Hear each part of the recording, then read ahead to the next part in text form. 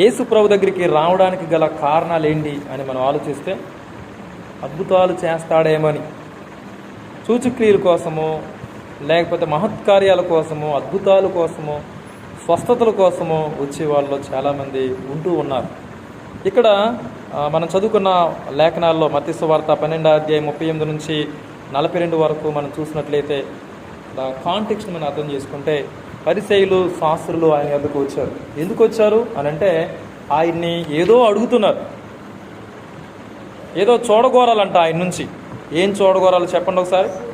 నీ వలన ఒక సూచక్రియ మేము చూడగోరుచున్నాం, ఒక సూచక్రియను మాకు చూపించు, అప్పుడు మేము నిన్ను విశ్వసిస్తాం, నువ్వు మెస్సియా అని మేము నమ్ముతాం, నీవు దేవుని కుమారుడు అని మేము నమ్ముతాం. మేము నమ్మడానికి ఒక సూచక్రియ మీరు చేయాలి. చాలామందికి ఏం కావాలి? ఆయన నమ్మడానికి, ఆయన విశ్వసించడానికి ఏం కావాలంట చెప్పండి. సూచక్రియలు ఎందుకు అని అంటే దేవుని యొక్క వాక్యం స్పష్టంగా ఇట్లా చెప్తుంది. యోహాను సువార్త 6:30 ఒకసారి మీరు గమనించినట్లయితే, యోహాను సువార్త 6:30 మనం చూసినట్లయితే, మేము చూచి నిన్ను విశ్వసించుటకు ఏ సూచక్రియ నువ్వు చేయకూర్చున్నావు. నిన్ను విశ్వసించాలంటే మాకు ఒక సూచక్రియ చూపించు, అప్పుడు మేము నమ్ముతాం అంటున్నారు. అంటే ఆయన నమ్మడానికి ఏం కావాలంట? చాలామందికి సూచక్రియలు కావాలి. ఒక ఆయన మీటింగులు జరుగుతున్నాగా వచ్చి, మీ దేవుడు చాలా గొప్పవాడని చెప్పేసి అంటూ ఉంటారు, ఎన్నో స్వస్థతలు చేస్తున్నారు, ఎన్నో గొప్ప గొప్ప కార్యాలు మీరు చేస్తున్నారని నాకు తెలిసింది. అయితే నేను కూడా విశ్వసిస్తాను, ఒక సూచక్రియ నా జీవితంలో కూడా చేయమను అని అన్నారు. ఏంటి బాబు అని అంటే, నాకు ఇంత పెద్ద పొట్ట ఉంది, చెప్పండి ఏముందంట, ఇంత పెద్ద పొట్ట ఉంది, తెల్లారిపాటికల్లా ఏమైపోవాలి? తగ్గిపోతే నిజంగా మీ దేవుడు ఏంటంట గొప్పవాడని మేము నమ్ముతున్నాం అని చెప్పేసి ఒక ఆయన అన్నాడు అనమాట. మీరేమంటారు? అంటే చాలామంది ఆయన నమ్మడానికి, ఆయన విశ్వసించడానికి ఏం కావాలి? ఏదో ఒక కార్యం నా జీవితంలో జరిగితే అప్పుడు ఆయన దగ్గరికి వస్తా, లేకపోతే ఏదో ఒక సూచక్రియ నా జీవితంలో, మా కుటుంబంలో, లేకపోతే మా యొక్క సంఘాల్లో జరిగితే అప్పుడు మేము వస్తామనే వాళ్ళు చాలామంది ఉంటున్న దినాల్లో మనం ఉన్నాం. కాబట్టి మనం ఆయన దగ్గరికి ఎందుకు రావాలో ఈరోజు మనం నేర్చుకోబోతున్నాం. నిజంగా ఆయన యొద్దకు సూచక్రియల కోసం రావాలా, లేకపోతే మరి దేనికోసం రావాలో అనే విషయాలు మనం ఈరోజు నేర్చుకోబోతున్నాం. ప్రియమైన సహోదరులారా, గ్రహించండి, సూచక్రియల వల్ల మనుషులు మారతారా? సూచక్రియల వల్ల మనుషులు విశ్వాసంలోకి వస్తారా, లేకపోతే మారు మనసు పొంది ఆయన వైపు తిరుగుతారా? చెప్పాలి. అద్భుతాలు చేస్తే మేము విశ్వసిస్తాము అనే వాళ్ళు ఉన్నారు. అద్భుతాలు చేస్తే నేను అద్భుతాలు చూస్తే నా జీవితంలో ఆ అద్భుతమే కనుక జరిగితే నేను మారిపోతాను అన్న వాళ్ళు చాలామంది అంటారు కదా. కాబట్టి అద్భుతాలు, నిజంగా గొప్ప అద్భుతాలు, మహా అద్భుతాలు, మహా సూచక్రియలు చూసిన వాళ్ళు మారారా, మారలేదా? చరిత్ర ఏం చెప్తుంది చెప్పండి. ఇశ్రాయేల్ ప్రజలు ఎన్ని సూచక్రియలు చేశారు, ఎన్ని సూచక్రియలు వాళ్ళ కన్నులారా చూశారు. ఐగుప్తు దేశంలో 10 అద్భుతాలు కన్నులారా చూశారు కదా. తర్వాత బయటకు వచ్చిన తర్వాత ఎర్ర సముద్రం 2 పాయలుగా విడిపోవడం చూశారు, ఆకాశం నుంచి మన్నాను కురిపించడం చూశారు, తర్వాత బండలో నుంచి గొప్ప జలాలు రావడం చూశారు. బండలో నుంచి, దేంట్లో నుంచి? నేలలో నుంచి కాదు, భూమిలో నుంచి కాదు, బండలో నుంచి మధుర జలాలు వాళ్ళు తాగారు కదా. మరి వాళ్ళు మారారా అని అంటే దేవుని యొక్క వాక్యం ఏం చెప్తుందో చూడండి ఒకసారి. సంఖ్యాకాండము 14:11, సంఖ్యాకాండము 14:11 చదవండి.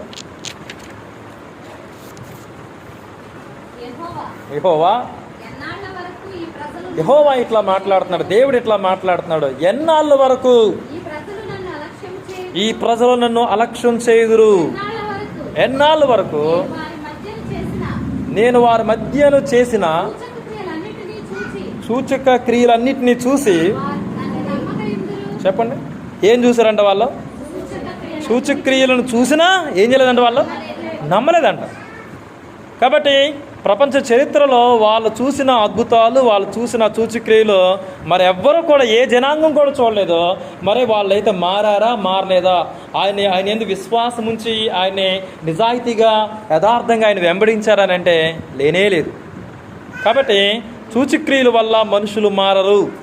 అద్భుతాల వల్ల, అద్భుత కార్యాలు చూడడం మూలంగా నిజంగా మనుషులే మారితే ఆయన ఈ లోకానికి రావక్కర్లేదు. లేకపోతే ఇశ్రాయేల్ ప్రజలు చెప్పండి ఏమైపోదురు? అందరూ కూడా కనాను దేశంలో అడుగుపెట్టేవాళ్ళు. ఎందుకు వాళ్ళు రాలిపోయారు? ఆయన మీద తిరుగుబాటు చేశారు. ఎన్ని సూచక్రియలు, ఎన్ని అద్భుతాలు చూసారో అంతగా ఆయన మీద తిరుగుబాటు చేశారు. కాబట్టి పని అవుతుందా అద్భుతాల వల్ల? చెప్పండి. అద్భుతాలను చూసి అద్భుతాల కోసమే పరిగెత్తే జనాంగం రేపొద్దున్న పరలోక రాజ్యంలో ప్రవేశిస్తారా అనేది మనం ఆలోచించాలి. సంఖ్యాకాండము 14:22 కూడా మీరు గమనించండి. ఎక్సా కూర్చోమ్మా. సంఖ్యాకాండము 14:22.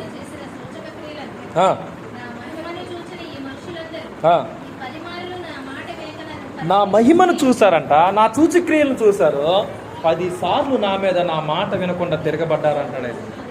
అర్థమవుతుందా? ఎన్నిసార్లు? 10 times. ఏం చూసి? ఆయన మహిమను చూశారు, ఆయన గ్లోరీని చూశారు, ఆయన యొక్క మహత్కార్యాలు చూశారు. అయినా ఆయన మాటకు లోబడ్డారా? కాబట్టి ఆలోచన చేద్దాం. మనుషులు సూచక్రియల వల్ల మారతారా? చెప్పండి, మారతారా? మారరా?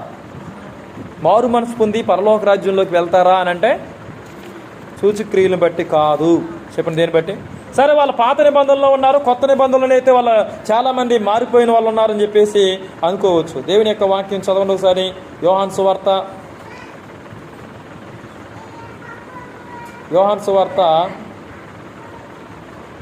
12వ అధ్యాయం.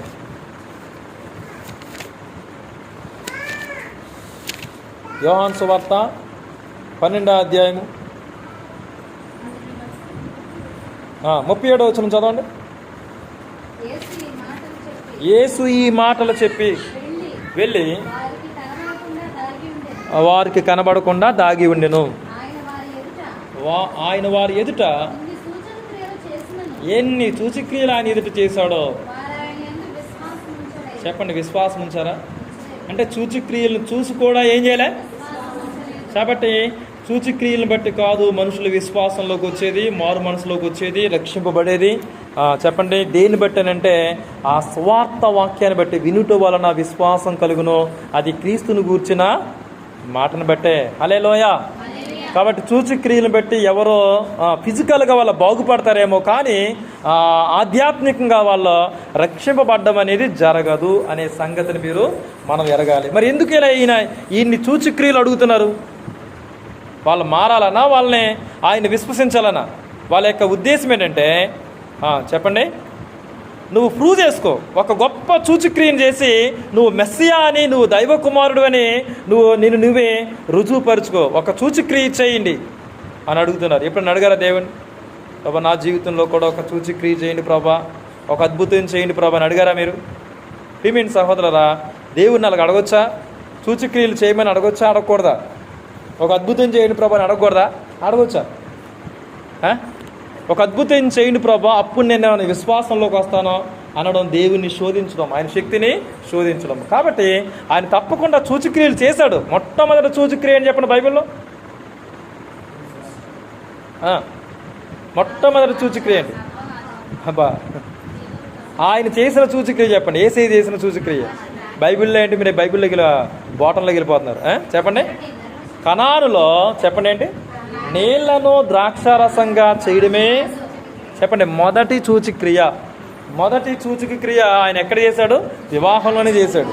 కాబట్టి గమనించండి, ఆయన చాలా సూచక్రియలు చేశాడు. అయినా చాలామంది ఆయన ఏం చేయలే?